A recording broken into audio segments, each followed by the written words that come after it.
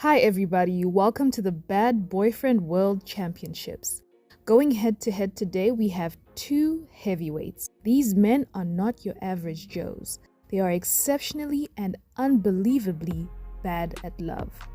From How I Met Your Mother, we have the obsessive, possessive, and emotionally immature Mr. Theodore Evelyn Mosby, who has been previously left at the altar. And from Friends, we have the magnificently whiny and insecure Mr. Ross Eustace Geller, who has managed to have 3 divorces under his belt, all before the age of 30. These two men are well accomplished in the Bad Romantic Partners League, and today they're going to fight it out to see who leaves as the world's worst boyfriend. A conversation with @QueenLoisKosha6119, sorry if I mispronounced your name, inspired this video, and today we're going to try and settle the debate of who the worst boyfriend is. This is going to be a tough battle. The competition is stiff because both men embody the word ick. But I'm ready, and I hope you're all ready too. Let's go. First up, we have Ted. We can't go through all of his relationships because I'm sure we would all like to sleep before 1 a.m. today, but I will cover a handful of his major relationships. Let's start with Stella. Ted first meets Stella when he goes into her office to get his tattoo removed. He asks her out, but she refuses. She cannot date him because it's unethical to date her patients. But of course, being unethical is not a problem to Ted because he's also the same guy who dated his own student when the student herself had reminded him that it was against college policy. So, he continues to pursue her relentlessly. His pursuit borders on harassment, with him constantly showing up at her workplace. Imagine being a doctor and getting stalked by your patient. Eventually, after some time since their sessions ended, she agrees. Now, Stella had told Ted that she had a child and that daughter was her priority. So going into this, Ted knew he had to be mature because he was dealing with a woman with real responsibilities. After dating only briefly, Ted almost got hit by a car and had a moment of reflection about how short life is. Because of this run-in with death, he chose to propose. As they're planning the wedding, Ted expected Stella to move herself and her child into his tiny shared apartment in New York, rather than prioritizing the child's stability and moving to New Jersey, where Stella and her daughter's life was already well established. For someone who was dating a woman with a child, he didn't put enough consideration into Stella and her daughter's needs. Ultimately, Stella left Ted at the altar for her ex, Tony. Ted himself was the one who'd invited Tony to this wedding, despite a no exes at the wedding rule. And to be honest, I can't fault Stella for leaving him. Ted wasn't ready to handle stepfatherhood anyway. He couldn't even handle it when early in the relationship, Stella had confided in him that she wasn't ready to be intimate because she hadn't been with anyone since her ex-husband. Instead of having some discretion, he immediately told all of his friends about this, which inevitably made Stella mad. Ted lacks maturity. Simple. Next, we have Ross. Let's talk about Charlie. For starters, Ross first kissed Charlie when his good friend Joey still liked her. He had a history of doing stuff like this, having also dated Janice, who was his other good friend Chandler's ex. Anyway, Ross and Charlie had great chemistry and a lot in common. Charlie was educated, classy, and a good match for him. But of course, Ross being Ross, he messed it up. During the time he was with Charlie, Joey started dating his ex Ross's ex Rachel. Ross became extremely jealous. You would think he wouldn't mind, right, considering he'd kissed Charlie when Joey was still into her? But no, Ross is a hypocrite. During a double date with him and Charlie and Joey and Rachel, Ross made a fool out of himself trying to play it cool when he was clearly fuming with jealousy. How do you think Charlie felt in this moment? There's nothing more humiliating than being with someone who is evidently in love with someone else. Like Stella with Ted, Charlie eventually left Ross for her ex Benjamin because he was better suited to her. She dodged a bullet because had her relationship with Ross gone any further, she would have continued to live in Rachel's shadow. In this round, if we compare Ted and Stella to Ross and Charlie, Ted wins this one. Ted had never been a good boyfriend to Stella, At one point, he even broke up with her because it had freaked him out that she'd invited him to an event that was 6 months away. He was just there to disturb Stella's life, and she was right to leave him the way she did. So, round 1 for worst boyfriend goes to Ted Mosby. Round 2, we have Ted's relationship with Zoey. When Zoey and Ted first met, they had completely conflicting interests. Zoey was protesting against the demolition of this building known as the Arcadian because I guess to her it was some kind of a monument. On the other hand, Ted was the architect that was working on the new building that would take the Arcadian's place after its demolition. These two were literal enemies and had no business getting together. But after a long string of events where Ted eventually becomes friends with Zoey and he also gets on well with her husband, the captain, Ted eventually develops feelings for her. Let me emphasize that on top of being pretty unlikable, this girl is married. Married. So there we have it. Ted fell in love with a woman who was married and who was actively working against something that was important to him. Tell me, is this not foolish? I will say, Ted and Zoey did not start dating until after she separated from the captain. She left the captain for Ted. But Ted supposedly didn't initially know this. Zoey had her own issues and she's not blameless in this one. But Ted knew better. He knew the relationship was doomed from the start, but his obsession with finding the one had him deluding himself into believing it was safe to date this very complicated woman. Unsurprisingly, this relationship didn't work out in the long run. Bringing back Ross, this time with his relationship with Julie. Ross and Julie were compatible and they had shared interests. They even adopted a cat together. But there's always a but. Ross let Rachel get in the way. When Rachel got jealous and confessed to Ross that she had feelings for him, instead of just realizing that he's already in a good and stable relationship, what does Ross Geller do? He made a pros and cons list. This man made a pros and cons list for two human beings as if he's trying to decide which toaster to buy. But what do you expect from someone who once broke up with a girl because she'd shaved her head?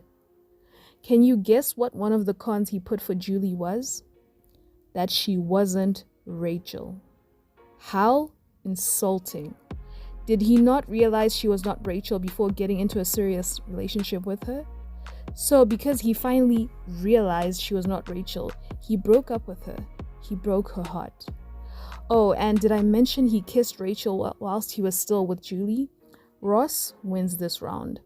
It takes a lot to beat Ted, who fell in love with a married woman that once hated him. But Ross worked hard. Ross humiliated and cheated on this girl and never really saw her value. So for all that, he deserves the win. Round 3, Ted and Victoria. Oh my, Ted really fumbled Victoria. They first meet at his friends Claudia and Stuart's wedding and they spend an amazing night together. Victoria had made it clear that she wasn't looking for anything serious and that they should just have that one evening. But as usual, Ted didn't care what women say.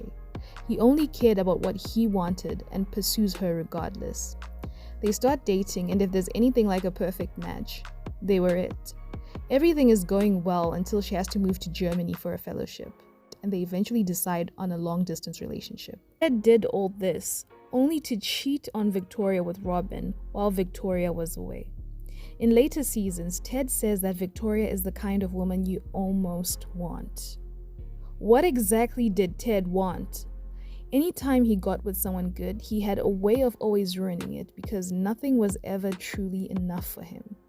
They break up. She resurfaces 6 years later, and one thing leads to the other, and she ends up leaving her fiancé Klaus to be with Ted again. You might think Ted would get it right this time, right? But no. When he proposes to her, she says yes on the condition that he stops being friends with Robin. She's insecure because he's cheated on her with Robin before, and she knows that there's still some feelings there. There's nothing jolly about constantly being around your boyfriend and the so-called friend that you know he's actually desperately in love with. If Ted really loved Victoria, he could have taken the opportunity to reassure her by putting some space between him and Robin. But that's not what happened. He chose Robin over the woman who'd left her partner of 6 years for him. Coming back to Ross and Emily dated for a few weeks before getting engaged. At the altar, Ross accidentally said Rachel's name instead of Emily. This inevitably led to trust issues between them. If your partner says their friend's name while saying their vows to you, that is obviously going to create some insecurity. Why on earth would you be thinking about someone else while at the altar getting married to another person?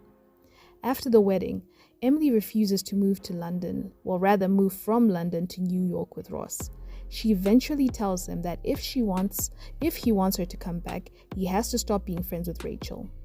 When I first heard this ultimatum, I thought she was unreasonable. But poor girl was now insecure. Ross's evident obsession with Rachel drove her to the point of being one of the more annoying people in this sitcom. Again, there is nothing amusing about feeling like your partner is second best. Like Ted chose Robin, Ross also chose Rachel, confirming Emily's worst fears. For this round, the winner is Ted though. It wasn't enough that he let Robin get in the way the first time around, but he went ahead and did it a second time. Ted liked to pull his shenanigans in twos. Remember when he broke up with Natalie on 2 separate birthdays?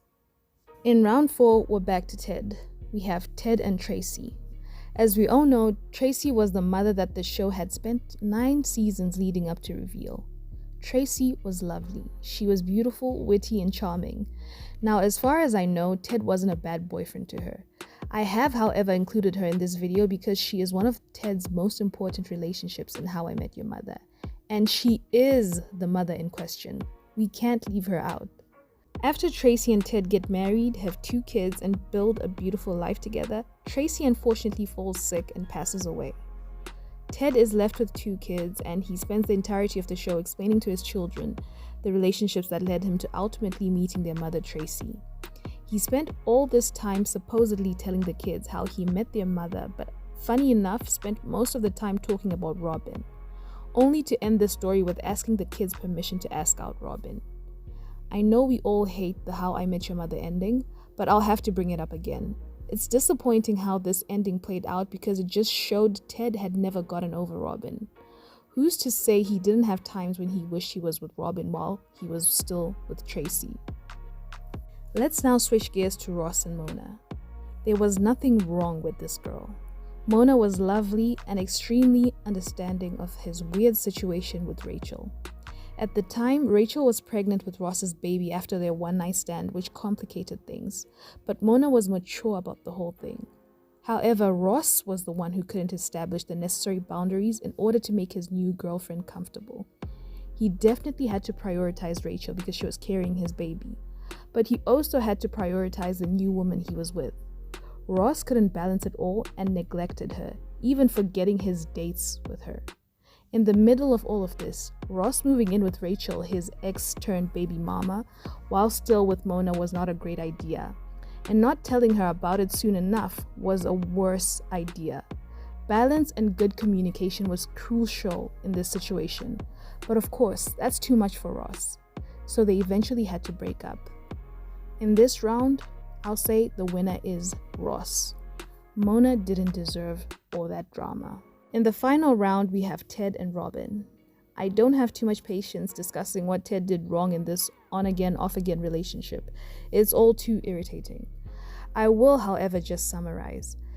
Ted instantly became fixated on Robin from the moment he met her. To him, she was an idea, and he never truly tried to understand who she was and whether she fit his vision. He said, "I love you" on the first date, despite Robin having made it clear that she wasn't looking for anything serious at the time. Ted wanted marriage and kids, and Robin always made it abundantly clear that her priority was her work and she didn't want children. But instead of Ted finding someone who wanted the same things he did, he was always trying to make Robin fit into this mold he created in his mind. He never gave any of his other relationships a true chance because deep down, Robin was all he wanted. Everyone else was a placeholder. This wasn't love. It was obsession. Going to Ted's counterpart, Ross. Ross had a similar view of Rachel. He'd been obsessed with her since high school, having this fantasy of one day being the nerd who gets the popular girl. Like Robin to Ted, Rachel was just an idea to Ross. He never saw her for who she really was, but was just wrapped up in this idea of her. He never took her career or dreams seriously.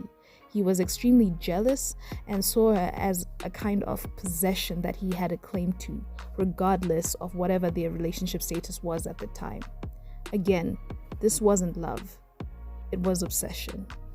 I won't add much more to this whole Ted and Robin, Ross, Rachel round. It's all too complicated, too messy, and I just can't even find the energy to get into it too much.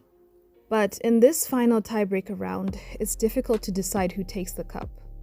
Both men were selfish partners who could never see things for what they really were, because they were always consumed with their ideas in their own heads. Overall, both men were immature. They cheated and lied, then played victim after. They wasted other people's time and often didn't take any accountability. Both Ted Mosby and Ross Geller were awful partners and are deserving of the title of the world's worst boyfriend.